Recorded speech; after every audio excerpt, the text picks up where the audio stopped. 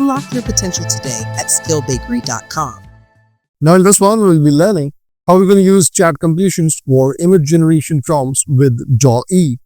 So here you can see that we have our image API, and this image API is making use of createImage method where we are passing the prompt, number of images, and the size of it.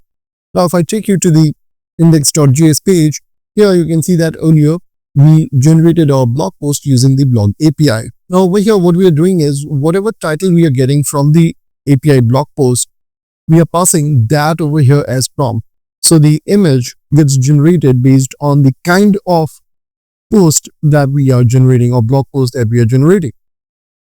And over here, we are simply saying that data.title is the prompt, and the same will then be passed over to our API image and the relevant image will be created.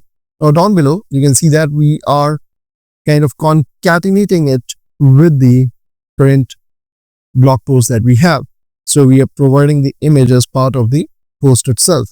Now down below here, you can see that we are checking if there is an image, then we are showing that image using the image tag, and the other stuff remains exactly the same. That is the blog post or blog content. Now here, let's go ahead and execute this. So here I can go ahead and say, what are rainbows? And click on generate over here. So here you can see that it has given me the blog post. Let's wait for a while and the image will also appear along with this. And there we have our image of a rainbow. So that is how we can combine image as well as text for a blog post.